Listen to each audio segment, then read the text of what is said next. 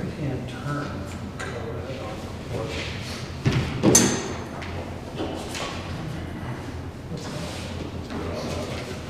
Wait, Chiefs.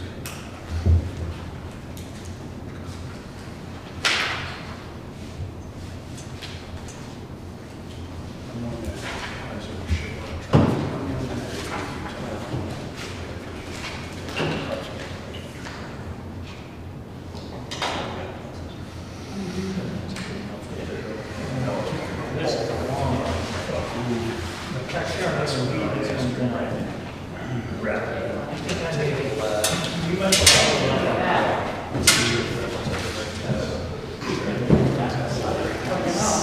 So we have to put a sign that just says. It's trucks. The symbol of the truck. Isn't that true? Just like you asked. That's right.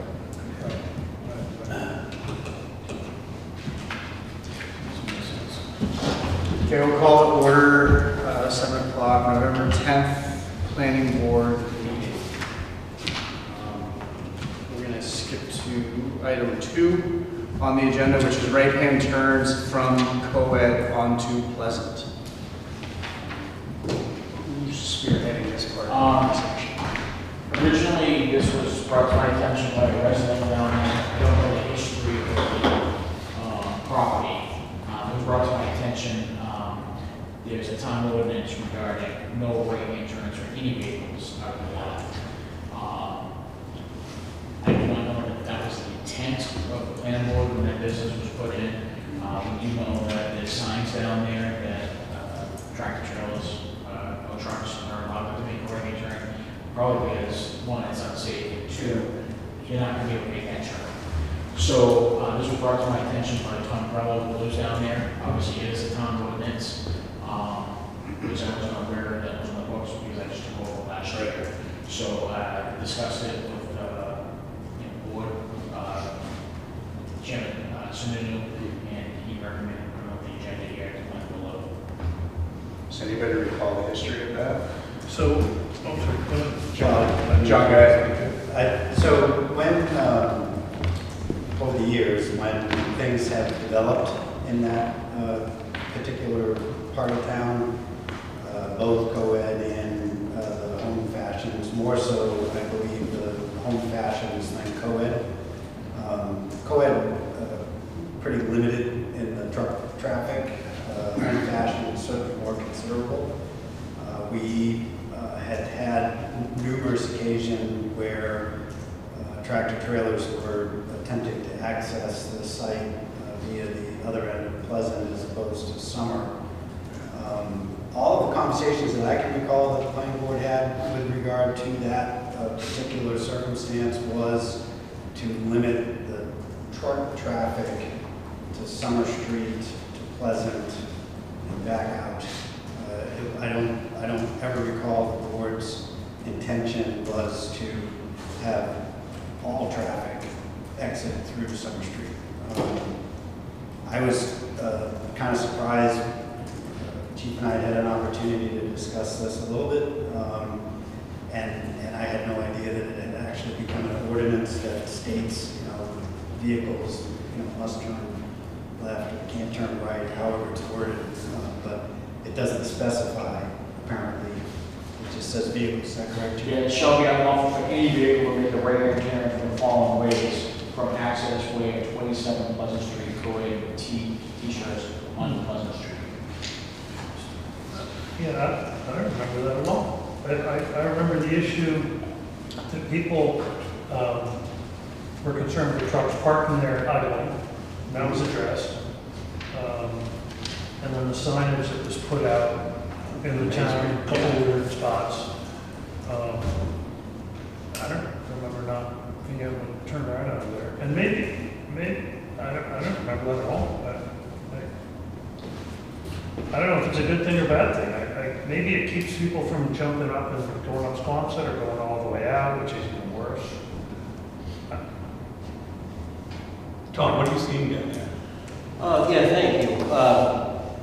I remember when Home Fashions was coming in, there wasn't a discussion, right, there was no discussion about which way the trucks would turn. However, being law enforcement and when former Chief Reed stopped by and we chatted some days, and we had a couple of trucks that had left and turned right, and I asked him about that no right turn. And he said, yeah, he says, but I can't really do much about it. But that was a lot. I know you can. So then it came to be again when, as you recall, we rewrote the noise ordinance in 2020 when Chief Liebenau was here. And what triggered that was, yes, the noise, the idling trucks, as you just mentioned, and also two trucks that had missed the turn, went by my house at 25, came all the way almost to the stop sign here, and then back all the way back down. That, of course, would be quite an issue, you know, kids and people coming out of the driveways and whatnot. So we addressed it, we thought. And then, yes, those signs went with Home Fashions. And that's when I struck up the conversation again. And Chief Liebenau left. And then when Katie was here, she took over a little bit and Ford did some speed enforcement. But we never really addressed the right-hand turn for the trucks. But then when Chief Young came on, he and I had a healthy discussion about it again, because it just became a problem again, where they would miss the turn, go by us, back up. And then, as you said, John, too, you know, they're coming all the way from here, where the GPS is taking them to the front door, and then they're turning around and they have the railroad tracks and coming back. I don't get to see what they do here. If they take the left, assuming they must take the left on Pleasant, and then turn a left into the parking lot. So that, I guess it really comes down to, it seems like the way that it's written, yes, the letter of the ordinance says no right turn for any vehicles. The chief and I also looked at, you know, the prohibited prohibition of through trucking, and that's addressed. That there's not supposed to be any trucks from that entrance this way, you know, northern, and they're not supposed to drive that way as well. Which is fine, so that means everybody should go down Summer Street, turn into the lot, they should exit the same way. So I don't know what the intent was way back when the prohibition of right turns was, but it's marked, no right turn, and then it's also, with the arrow with the slash through it, and then it's also marked, trucks left turn only, or trucks no right turn. So it's kind of one of those where trucks turn left, and then there's no right turn. So you look at it, the signage, and what really should go on? And quite frankly, you know, the largest complaint and the largest safety concern is the trucks. You know, passenger vehicles leaving, that's, you know, they leave that way. Yeah, okay, a few of them probably speed out of there, but you know, that's fine. But then it's all about the trucks and the turns. We just were hoping to get some clarification, see what that intent was, if it could be enforced. Do you have the language of the ordinance? I don't have copies. No, if you can just read it, I can't believe that's very long. It's titled ordinance 404.1, prohibition of right turns. Shall be unlawful for any vehicle to make a right-hand turn from the following ways. And it says from access way of 27 Pleasant Street, in parentheses, against code t-shirts onto Pleasant Street. Is that the only street mentioned in the? I don't have the rest of 404.1, do you?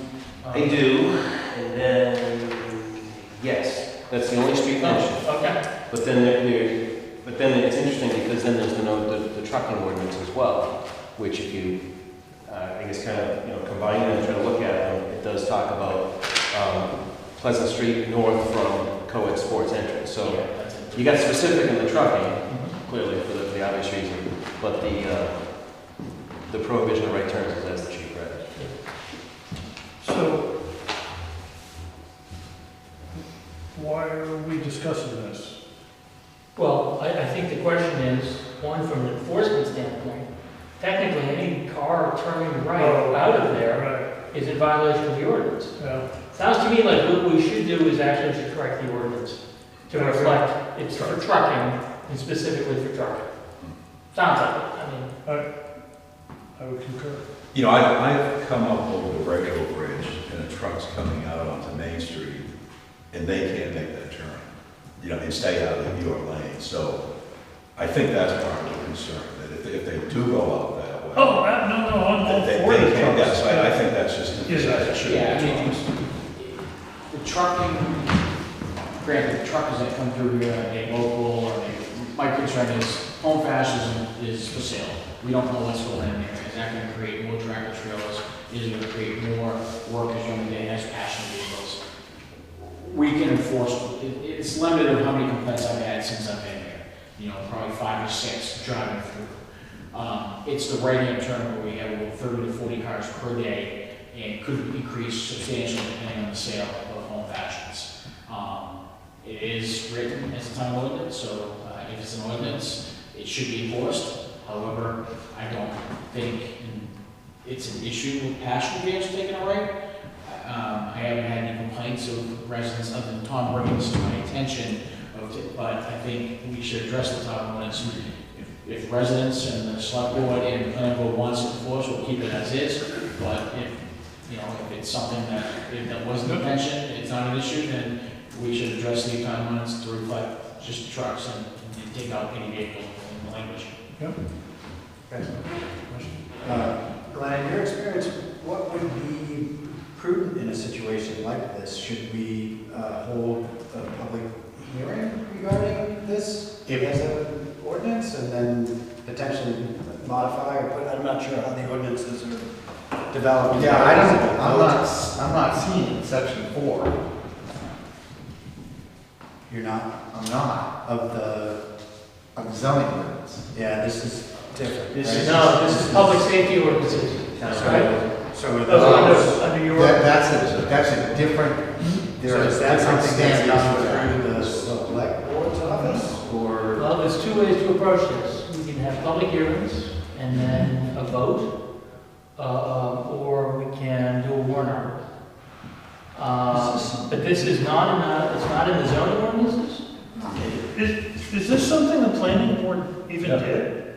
Well, I think the planning board probably had some impetus in pushing the truck component because of the traffic that was entering from Main onto Pleasant to access the site as opposed to coming in on Summer. Yep. And it has been in the past, a serious issue. Yeah. Clearly if there's, the traffic coming down Summer as opposed to Pleasant, that's a much better circumstance for downtown. Absolutely. Than to have it come through Pleasant Street. So that I know for a fact, we did discuss that at length, and I think at one point it may have even had contact with DOT with regard to the ability to put signage, about trucks or something, and I think signage ended up on the road, but I don't think it was done by either the town or DOT. I think Home Fashions tried to sort of mitigate it there by themselves and direct the trucks. Actually, the select board contacted them about doing that and asked them to do that. So as far as, regular motor vehicle traffic, my guess is, in discussion, we may have just either inadvertently left out regular vehicle traffic as opposed to truck traffic, or certainly I don't recall it being the intent of discussion that we limit all traffic from taking cars out of the parking lot. I don't recall that. So you think this is something, I mean, if being just a town ordinance, you absolutely can do it through a public hearing process that's completely separate from town meeting. It's right, No, what we would do, and this is like what we had to do with the picketing ordinances, which we would schedule. In this town, typically, we do 3 public hearings.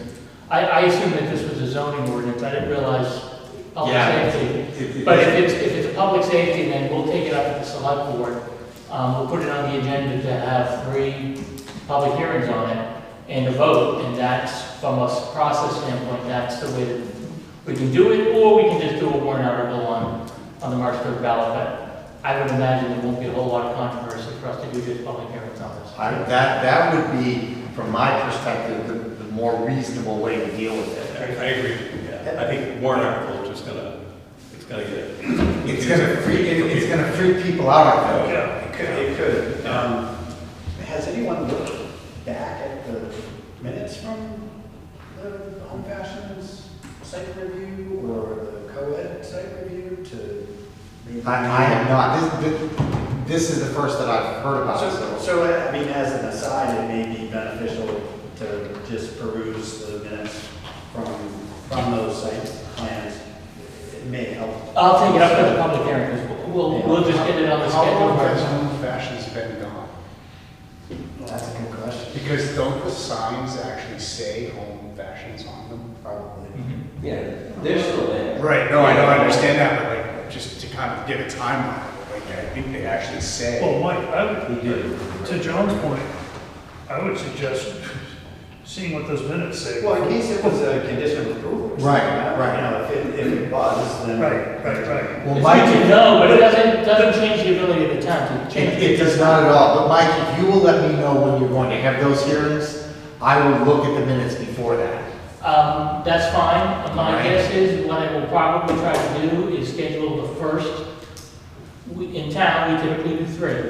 So I'll schedule the first for our next select board meeting, which would be this upcoming Tuesday. There's gonna be 3, so if you don't find it before Tuesday, you're gonna have an opportunity late November and in December, so. But my guess is that we can hold the public hearings, come up with a revised version, and then take care of it through that process. Makes sense to me. And the thought is to keep the trucks still not Oh, allowed to turn yes. left. Oh, absolutely. Yeah. Okay, the Yeah. truck should not be going down. Yep. Yeah, or making that right turn. Do Absolutely. you feel the signage is still adequate? Signage a little confusing. And the vehicles are coming out of there now, they're not Home Fashion, they have 2 or 3 Right. employees every day. It's co-ed.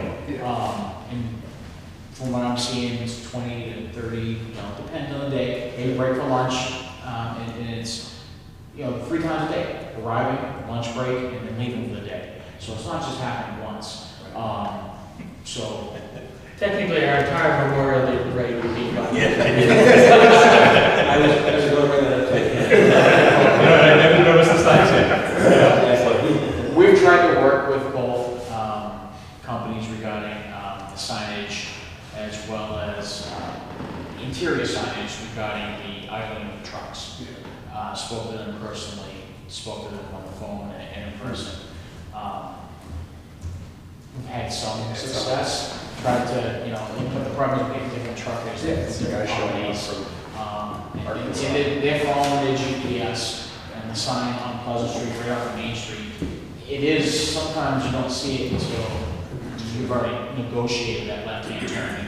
And what are you gonna do as a tractor trailer driver, back up on Main Street? So, there's other things that can be done, they're just following the GPS, I don't blame them. They're not always local drivers, but I'm trying to work with the companies there, try to work with the companies who do the deliveries and pickups there.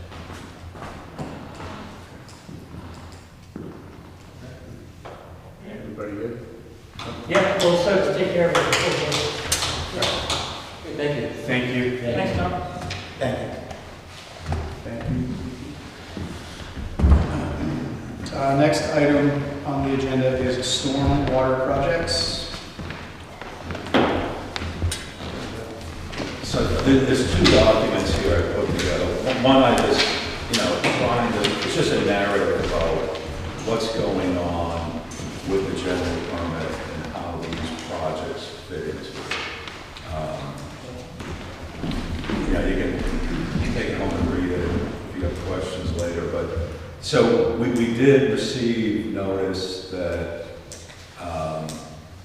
we were accepted for pre-application for 2 projects. The one at the library, town hall for stormwater rain gardens, detention, all that. And then the other one would be the project on Pleasant and Summer Street.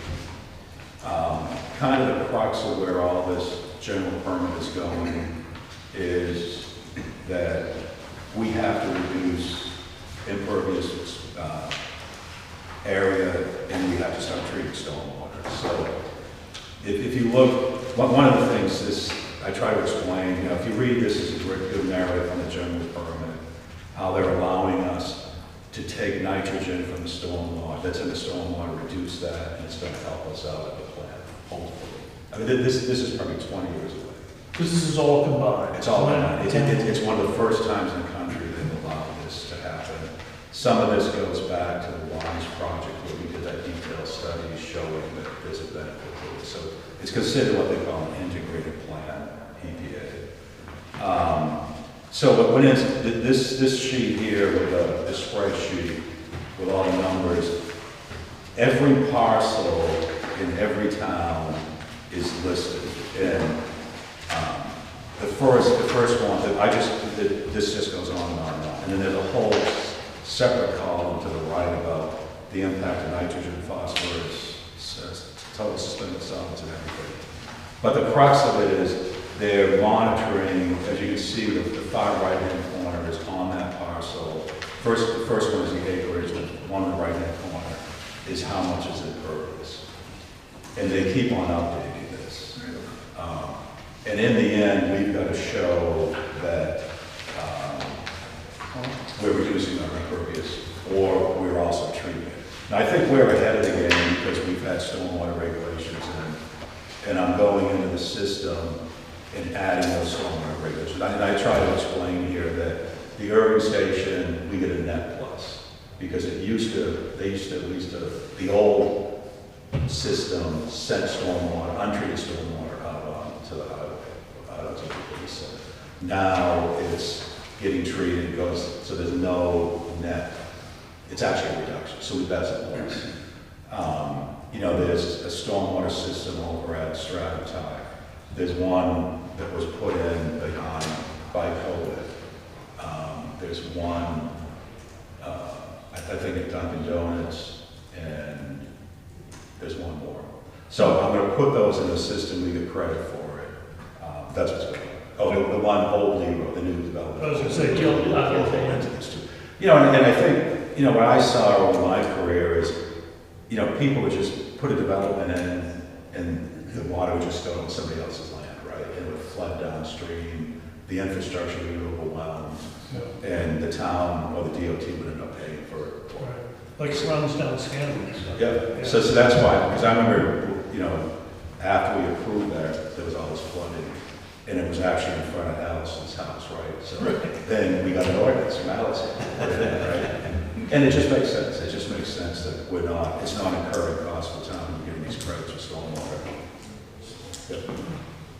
Well, no, I was just, so in my situation with what I've got going on, there was a significant amount of engineering involved in stormwater treatment for the site, and some serious infrastructure that is being put in, you know, now in order to mitigate all of the stormwater. But an area of concern that I have that I don't know if I don't know how it happens or where it comes from or what, but the adjoining property, my house, the 19 Main Street property, seems to get a ridiculous amount of water on a rainstorm event that comes sheeting from the two abutting properties south, I guess, from my property. And they all funnel to a catch basin that then flows in the ditch along the front of my house and then dumps right into the brook. And it's significant, like, and the amount of precipitation, and it's like really bad. So I don't know how that plays into. Well, this is DOT. And but the water seems to come from the hillside property. Yeah, it's bizarre. Like the field between Milton and Billy's house, you know, what was Simpson's. Oh, Abraham's. Yeah, but I'm not sure if it's the water coming down from their house or over from Milton's house. I'm not, and there's a brook. On the other side. Exactly, but the volume of water So if there was a development, and like you saw in Old Lee, what you have to do, right? Yeah. You have to, they do a drainage study and that's what it shows. Yeah. One of the things that, you know, this town's tough on, what it has a hard time with is DOT water. I mean, it's right out here. It comes right through the town parking lot, goes over the hill, goes into somebody's basement. And, you know, people who live in wet houses, wet basement age early, you know, it takes a toll on them. But I guess what we're trying to understand is like in that scenario, what I just explained with regard to the amount of runoff that stems from, it's not from the road. Yeah, it's just surface runoff. Right, but It's just- but it is funneling to the road and then dumping directly into Colby Brook. So at some point, and this is, I'm talking to Steph Lozelle, the stormwater person at the state, saying, okay, the bulk of the water that actually is gonna come down, you know, Pleasant Summer is DOT water. It's coming off the roads, right? Goes in. Makes sense. So can we get them to help us? Because DOT, you know, we can go into the MS4 thing, we have a waiver on MS4. Until we're put in, we're, you know, have to do MS4, they're not going to participate. But she is going to actively bring DOT into this process to say, we're treating the lot, or we're going to take care of the lot. We have been and we are. You know, and that's the best we can do right now. And the Summer and Pleasant thing, Street, is going to take care of, from what I can see, just driving around, fire station and school runoff too. So that gives us, you know, a good, and part of this general permit is that the municipalities have to do some of this work themselves. You know, you have to spend the money. So I think that's what the sheet with the spreadsheet is. I think the first one is the school, the second one is the town hall. I mean, we have 10 parcels that are what we call our hotspots. And like 3 of them are, the Bell out here is listed, because we're such a small town.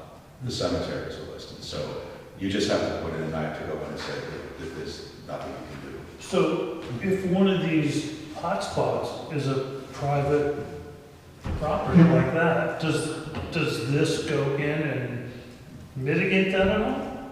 Well, I think what you saw with our stormwater regulation for COVID, when they started to do development over here, right? When they were going to build the big building, they first, part of that was to meet our stormwater ordinance, and they channeled it, and if you go down the parking lot, way out back, there's a stormwater treatment system. Right. So all of that, the parking lot, and some of it comes out Pleasant, some comes from Co-Ed, now gets treated. So we'll get credit for that. But in a situation that John describes, it's contributing nitrogen into the river. Well, there's lots of it. And I mean, this is just going to be a very slow process. So is this project something that would Do you have, alleviate that at all? I don't think so. Do you have millions of dollars? We can correct everything. It's everywhere. There's drainage problems everywhere. We just have to go and look at town properties, how can we mitigate it, and then keep up our storm ordinance. I mean, a lot of towns are kind of behind the 8 ball because, I mean, you should see some of these communities, the millions they have to spend because they didn't have stormwater ordinances. I mean, at some point, you know, the good example I put in there is Scanlon Heath. That's, you know, that's causing a lot of problems. You know, it's sending, it should have been designed, you know, but we didn't have an ordinance at that point. So, when development takes place now, whether it's, you know, site development for commercial activity or residential, that's what triggers the ordinance. Now, what about modification of property if someone's, you know, putting an addition on or doing something to that effect with their house? Does that trigger any kind of? Not if you were. Should it?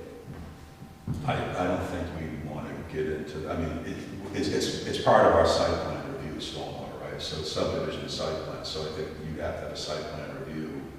Would that be a different ordinance to cover the like building aspect as opposed to, Like if somebody was having a garage? No, you could incorporate it into the stormwater management ordinance.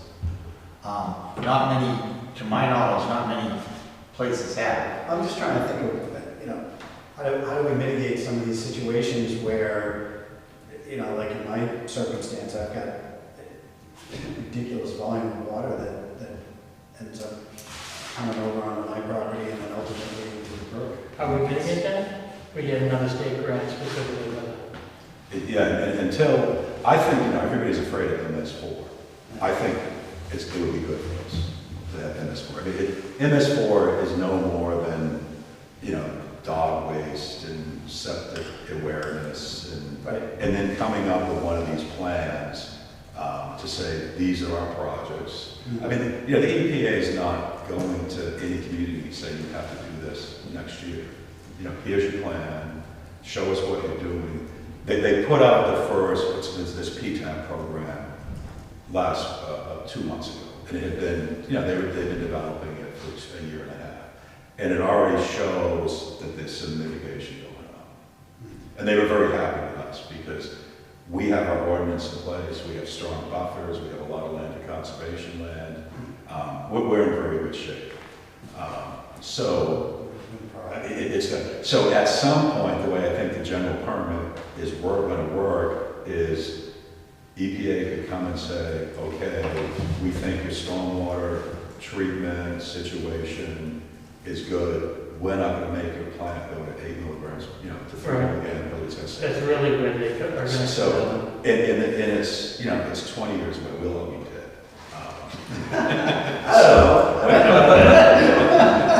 But I think, you know, Might still be good.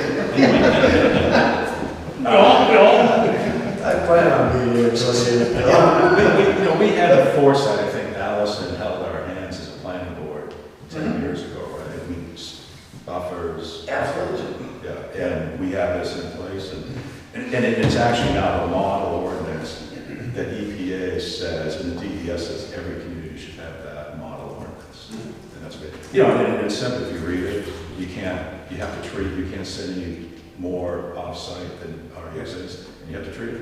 And they do some very thorough look-backs on Yeah. sites, because I know that was one of the, not issues, but it was an interesting twist in my site development, because when we applied for some of the permitting,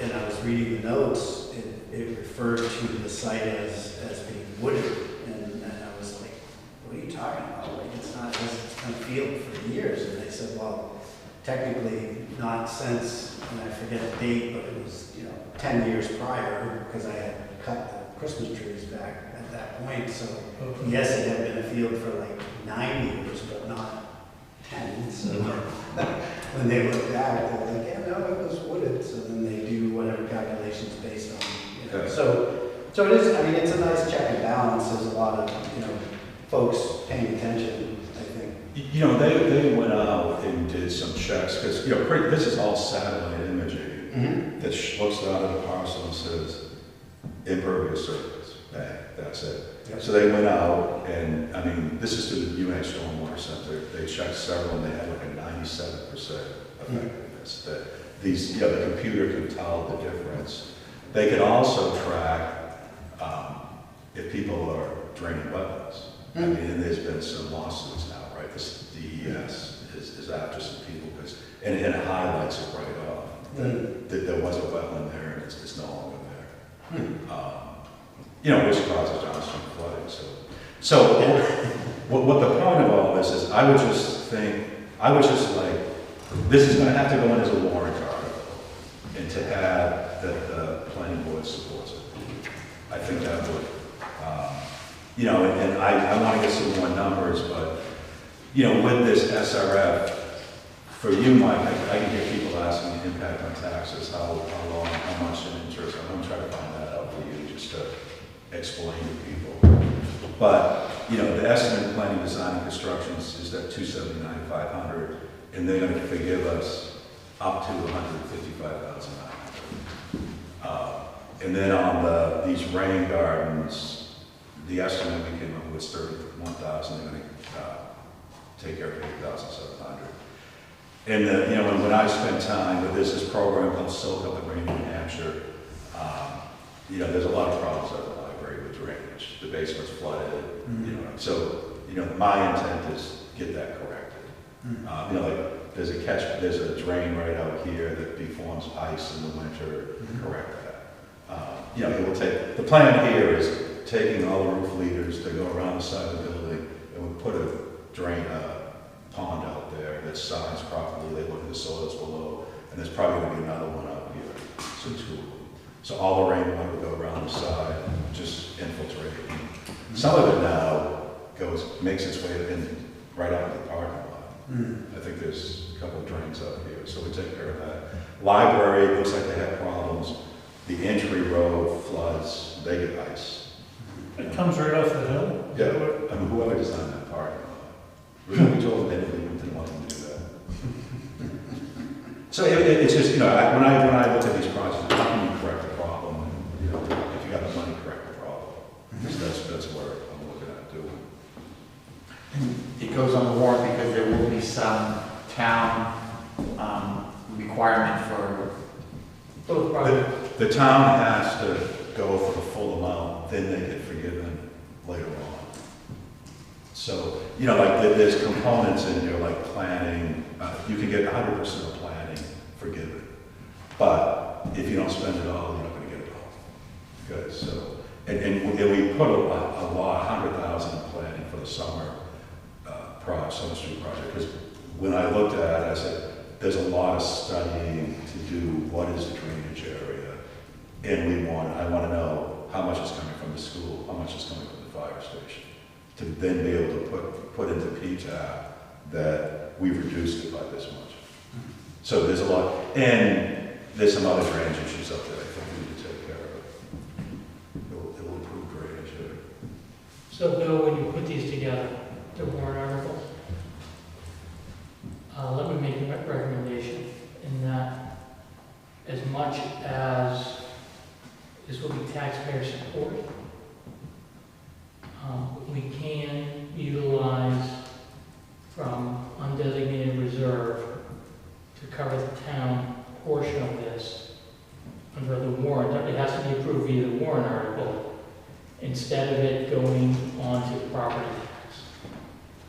We're fortunate to have over the last 6 years, 7 years, we've built up a good reserve. And the operating budget, I can tell you right now, is going up. And it's going up by the municipal portion. I don't know what the other ones are gonna go up, but it may be a situation where at least a portion, if not all, of the town commitments, we utilize the reserve, the existing undesignated reserve to do that. Good. So I sent you Deb Lozelle, the warrant, she suggested a warrant, same language as a warrant article for the asset management. Yep. So but I want to find out how SRF, because I always dealt with, large sums of SRF, and it's usually a 20-year payback, low interest, things like that. But I'll find out more for that. From the revolving fund? Yeah. Just for, in the asset management, I sat with Brian, we walked through all the town, and we came up with 4 priorities. This is how things are. And it was these 2 projects, the town parking lot, and down at The Hilton Swale. and the Hilton Swale down there. So that's, and then I put into the capital improvements would be as we go along and rebuild streets to put catch basins in that are treated, some put in for oils and that kind of stuff. I'm working with Deb right now up through the watershed, because you get a lot of these small communities that will say, I don't want to put catch basins in because then I have to clean them up. I don't think that's what they're supposed to do. So we're trying to work on a program where some regional, like Exeter has a huge vac truck, would they come to Newfields and take care of it once a year or something like that? Because it's ridiculous, Newton, I'm working with Newton, people up in Newton, they want to do that. So, so it's just, that would be another thing. You put a catch basin in and you get points, stuff like that.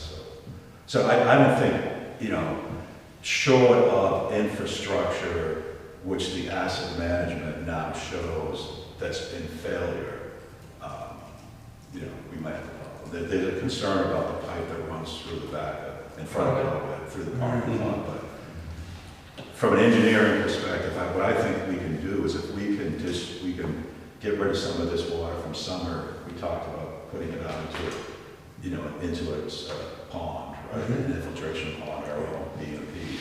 That I think that would take the surge pressure off the pipe going through that parking lot, and it would help reduce the cost of getting that. We talked about what is the potential to move it into conservation area and actually have it basically a collection spot there to allow it to then percolate through the ground there. And that would, to your point, it takes the pressure off the co-ed pipe. The issue there is just trying to address the restriction on the easement. We have an easement down the street, but not because the pipe goes to the side. The town owns the woods from the field edge to the river. Okay. But it was given to the town by the Sellers and Battles with specific terms and conditions under the easement. The problem is there's language there about our inability to affect the surface. And that's, when we were first talking about this was the issue. So that's something for lawyers to address, but when Derek looked at it, he was not sure that we would be able to do that. Is there any possibility of a modification of the easement from the Sellers Battles family to the town, or is it? Somebody can have that conversation with them. I think, most people, In the perspective of potentially benefiting, Of course, from an environmental standpoint, I think where they're coming from, they may be inclined to allow a change to the easement, but until I think we're ready to figure out what that's going to be, it's not a conversation. They've been really helpful over the last several years for us to utilize that field, do the Hilton thing, get a lot of gardens there. They're allowing us to make modifications to get the hockey rink in. At a certain point in time, it's probably a conversation worth having, but I think we need to get our ducks on. Yeah, I think that's part of the study first, and say, okay, these are our three options. Yeah. Do we approach them, do we just send it right through?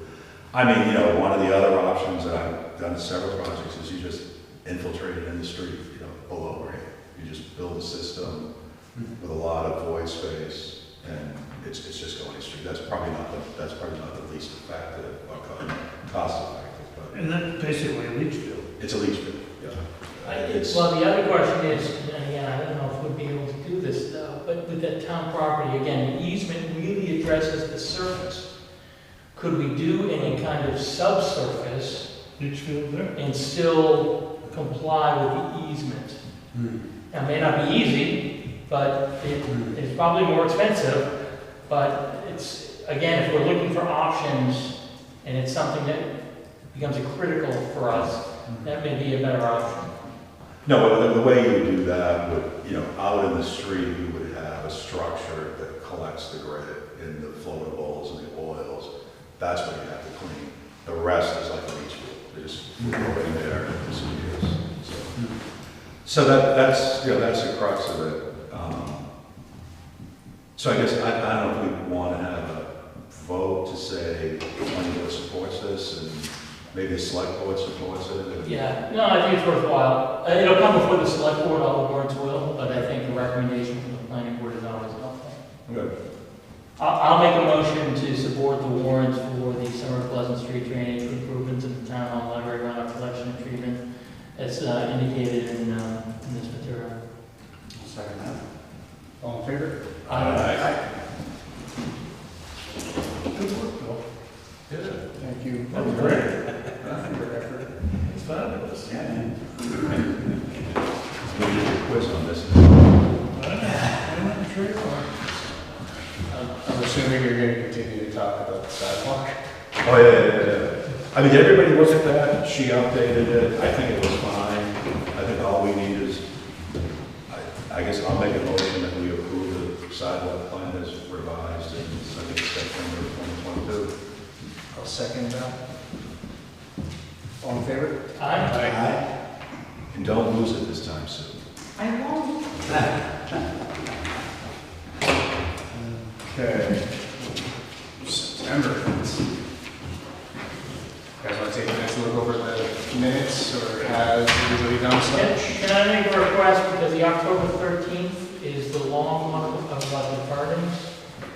I'd like to go through this, because I think I want to make sure that this reflects properly what was said and done, and I'm not sure tonight we're going to be able to do that effectively. So, the September 8th one, I don't promise, but I would suggest we defer approving the October 13th until next meeting, so we can take this home and read through it with a more fine. I agree. Good. Well, So we'll look at the September 8th. Yeah.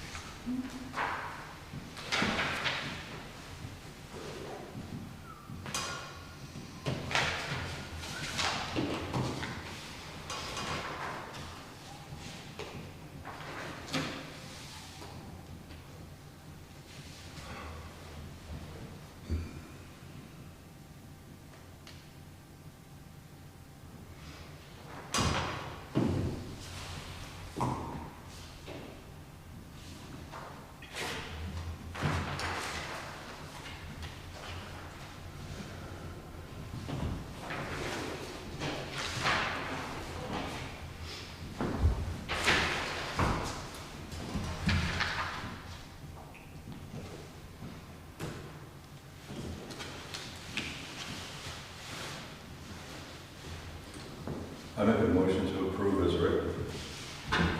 I'll second that. All in favor? Aye.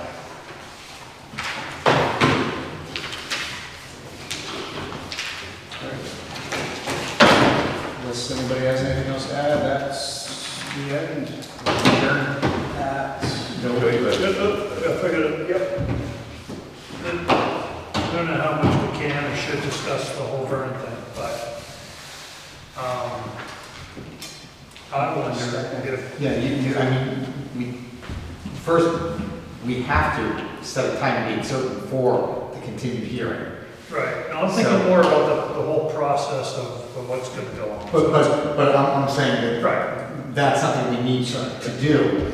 And so we have to determine what date we're going to continue this to, make that motion and accomplish that, because otherwise the hearing dies and everything has to get renoticed and whatnot. so kind of connected with that, I'm of the belief that we should hire an attorney who's done this before. Derek's a nice guy. I think frankly, we need someone a little more aggressive. Okay, Maybe that's not the right word. yeah, and can we do the motion to continue to a time and date certain? Oh, sure. And so, one proposal is next Thursday night. And I've got to tell you, Derek is available next Thursday night. I'm not available next Thursday night. I'm out of town. So, I just kind of along that line, you know, in starting to study all this site plan starts to impact the easement, and it brings up a lot of questions. Let's focus on Well, the date. so- Let's focus on scheduling the date. So where I'm going is that I think we need some advice before we have an next meeting, you know, a close door session with somebody before the next meeting. You know, and I feel, you know, like Mike, that we need some expertise. I think most of this are easement type questions, and I think we should look at like trying to get some advice from Southeast Land Trust, who handles a lot of these. You know, just, I know they don't control the easement, but, you know, they have a large impact in this town, and I think they have the expertise we need. Or they have an attorney who does. Right, that's kind of the rub.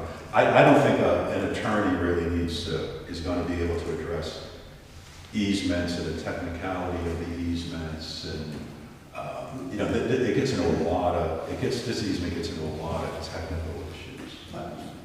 My concern, frankly, with regard to having a meeting next week with Derek, if this board doesn't have the benefit of meeting with council prior to this meeting, that is a waste of everyone's time, because frankly, I have questions that need to be answered by council on behalf of this board, that this board needs to have benefit of collectively meeting to discuss. And that being understood, the request for continuance understands that, and they offered that they would like it, and they would like to be scheduled as soon as possible, but that they understood that it would be likely not until the December 13th meeting. It's pointless to me to meet next week if this board doesn't have the benefit of A, figuring out who we're gonna have for council, and B, having a meeting with that council. Right. I agree. And the following Thursday is Thanksgiving, doesn't work out, we go into the first Thursday, and likewise contracted someplace else. So I think that it is legitimate to just say, we're continuing to December 13th. Would it make more sense for us to try to schedule a non-public under 91A, right? Under discussions with legal counsel, where it's only this board and legal counsel first, and at that point in time, based on obviously the availability of that counsel as well, we can determine what date for continuance. Yeah, because we're continuing to tonight, if we don't set a time and date certain tonight, the application dies on the vine, they have to reapply. Let's just do it next month then. No, just next month. and then- December 13th. So the only December 13th, and then we have 4 weeks. Yeah, we have 4 weeks to. And I'd rather Meet with not, council. and I'd rather not have that meeting with council at 6:30 before the meeting. I'd rather. No, I think you're absolutely right. This needs to be a non-public meeting. No, I It's understand. 7 o'clock, just No, us I on get that. one day. But we've caucused with an attorney Yeah, before no. meetings before. This isn't And caucusing. In some cases, I think that works, but I think Not for this. there are many more issues. Yeah, I agree.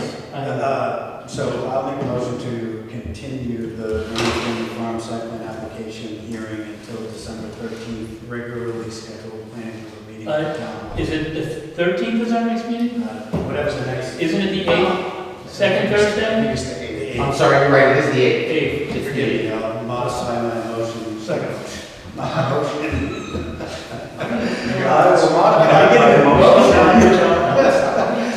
To reflect that the planning board will continue the hearing to the next regularly scheduled planning board meeting in December at the town hall. At 7 o'clock. At 7. Thank you. At the town hall. At the, Yeah. that's fine, that's fine. That's a motion, if someone wants to. I second said motion. All in favor? Okay, now you've accomplished that. Now I just want to tell you, it's very dicey what you can talk about. I don't need to talk about anything. I think we've established the fact that we're going to figure out what we're going to do with council. Correct. And then I think it's appropriate to have that discussion. I don't know that that's necessary to have it here publicly tonight. If it is, we can do it. If it's not, then we can do it by facilitating through your communication. We absolutely can do it. Then I'm not sure we need to speak about much else. So is it possible that we can search out counsel that has experience in this field? The board is allowed to use whatever counsel they choose to use. Well, I think it's appropriate to seek advice from, I don't know if it's a municipal association or some other entity that can perhaps I just, and this is, again, we're talking about this because we're talking about council. In the sole discussion I've had with present council about this, which was Tuesday morning of this week, he was absolutely aware of every issue that What is, I haven't had the benefit of having any conversation with Attorney Durbin whatsoever with regards to my concerns Understood. about this application. So I'm not sure how Derek can have an opinion with regard to his concerns or the concerns without benefit of this board having a discussion with him. I understand what you're saying. What I'm saying is when I told him the 3 areas of discussion that we were talking, that we were focusing on from the board, and the 2 distinct areas that we were going to need assistance from council, he was very knowledgeable about talking about those things. And that's the only thing I wanted to say. Because, again, I don't recall from last month's meeting that we necessarily decided that Attorney Durbin was the attorney that we would have involved in this in the first place. I don't recall that discussion. That discussion we didn't ask to seek counsel until we got the last piece of the last request from the Liquor Commission that said we'd like to, that had the paragraph about there being a permanent site approval being given, and that was something we had never heard anything about. It was cause for concern, and we wanted to make sure that we understood even what that was asking, because they were asking for input from the town. The Liquor Commission was asking for input from the town. And the response that was provided was, wait, we don't even understand what we're being asked, how can we provide input?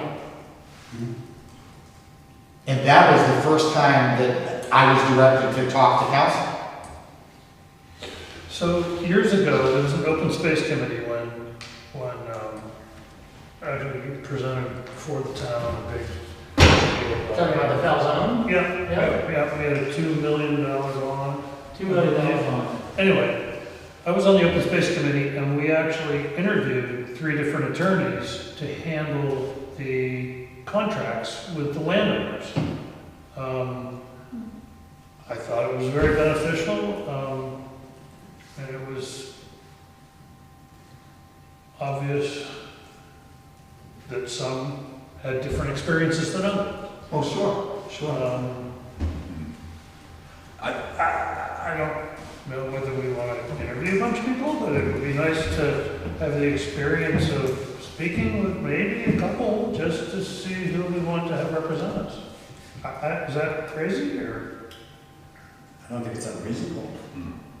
I think we may end up needing to talk to 2 different people. I think there's legal counsel and there are others who are more prone, like this Land use. the liquor thing and all that stuff, where somebody who deals with easements and right-of-ways and all that stuff is a totally different lawyer. So I think, the person that comes to mind was Charlie Tucker at DTC. He long retired, but he advised all the time on parcels, in conservation parcels. So I think we'd get away cheaper if we went to somebody like Selt and said, hey, can you just give us some guidance here? Because a lot of these questions are probably related to to easements. And then a lawyer that's going to handle these technicalities with legal issues that we're unfamiliar with. I just don't think Derek is going to be able to handle everything. I don't know. That's my concern. I don't know. I'm not sure. But I think it's important that we get it right. Yeah. Absolutely. And I think it's For great. everyone's benefit. Right. I mean, I want this process to work the way it needs to, so that we can do like we do with every application that comes before this board, and reach a result that works. But she's well oiled. She's very directed, and I'm afraid I'm gonna say something that's gonna bite me in the butt and So you said Derek's available next week. Do you think we could get a meeting with him next week? I'm sure. You know, I'm sure. just tip out some questions, and then I think that will give us enough time. Yeah, If we met with him, if we don't feel comfortable with Right. that, we'll say whether we need to go somewhere else. Yeah, everybody get their questions. we don't need to make a decision right then and there. No. I at think least we- we'll get a chance to talk. What's your availability? You're not available next Thursday. I'm not available next Thursday, no, but you don't need me for that. You know, I mean, You don't need me to meet with council about being. No, to evaluate council? No. No, Right. that's not necessary for you. Not at all. I mean, it's helpful, but I don't think it's necessary. Not at all.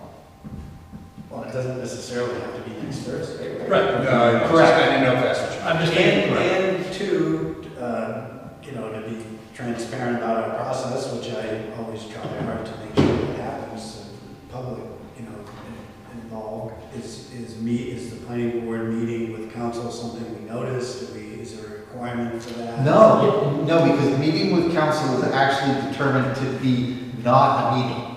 Okay. So you're. No, it would be non-public. It would be non-public discussion with council. It's still not determined to be a meeting. Meetings with council are not determined to be meetings. Yeah, so I just want to make sure that we don't need to post something. Well, we post as a non-public meeting. And to be perfectly honest, I think if we were smart, we'd post it as a non-public meeting. So that's like a 24-hour requirement or something? It's a 24-hour requirement. 24. Yeah, that's all. I just want to. But I think you post it as non-public, and again, I think more for transparency. I don't want anybody coming back and saying, you met with council, which is fine, but you need to post. I'd rather post and not have to than not post. No problem. So in that instance, we could pick a time that Yeah. works for everyone. Of course. So we can communicate about that Oh. outside of this meeting. We don't need to make that decision here tonight. Is that accurate? You could do it either way. If you felt comfortable setting a time now, you could do that, but. Well, we could tentatively say Thursday, since Derek said it's available then. But if there's a date before that, then we can post and get out. What if he is best available during the day? Is everybody available during the day? I can be dependent on. I can, depending on the day. You go, Yeah, I mean, yeah, What? depending on. Thursday? Yeah. I'm just trying to be That was flexible with frankly the him. reason why I wanted to ask the question with regard to the, notification component, whether it was something that, required, because again, I want to make sure that this board is being public and transparent. Yeah, there's no long lag time because it's, Okay. there is the button. So at the same time, So so if it's there's- necessary to come. So is next Thursday I mean, at that's. 6 o'clock, throw that out to Derek and say, can you do it? If he Yeah, can?" and if he can do it sooner, let's do it sooner, because obviously there's a clock running here. There is. And there's holidays coming up. Yeah. I'll throw out Tuesday, 7 o'clock is select board, so don't do anything around that. We have I some- was just gonna say, We could do, so you're talking Tuesday, the 15th? Yes, at 7 o'clock. Now, you want to do something at 5, Yeah. then we can do that on a Tuesday, that's Sure. fine. Or, Or I missed something. Wednesday. What about Thursday's Monday and Wednesday, or Thursday, or whatever? sure. I can do something later on Monday, like, after 3 o'clock, I can do. Monday? Monday's On Monday. Monday or Thursday? Let's shoot for Monday. Sometime, Let's shoot for the can you do 14th. Monday afternoon into the evening? Shoot for the Whatever. 14th, and if it doesn't work for Derek, or it doesn't work for other people or whatever, then we'll have to contemplate something different.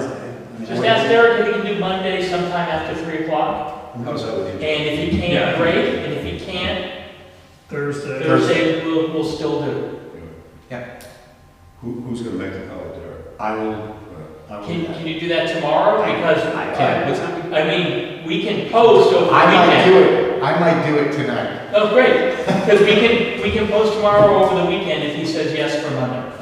Because he and I were able to talk late this afternoon, so I said I'd get back to you, so I. Oh, great. Okay. All right. Oh, one more thing regarding Vernon's. can we or should we contact the state about an inspection? I think we should discuss that when the hearing is continued. Okay. Is that fair? I mean, I don't know. Yeah, I mean, here's just my take on that. The inspection portion isn't really the planning board, right? Right. The inspection portion of all of this runs through our building inspector. Right. So that can be, Well, it's not just the building inspector, it runs through the fire chief, it runs through the health officer. all entities that aren't the responsibility of the planning board. Okay. Oh, no, I understand, I'm just saying, it's not just So the that building process, inspector. that process doesn't have to wait for direction from the planning board. Okay. That's the only thing I'm trying to make clear to you. And to make clear to you that if they want to do something or meet with the Vernons while we're doing this site plan review process, they can do that, and they don't have to wait for us to tell them they can do that next month. Who's the onus on? The applicant or on us to get these entities in here? I would say the onus is on the town. Yeah. Here we go. So you see, Larry is supposed to get in contact with, They don't want Larry on the site. well, But that's also not their choice. That is not their choice. so Larry, and I would say the fire chief gets in touch with the state building fire marshal, whatever.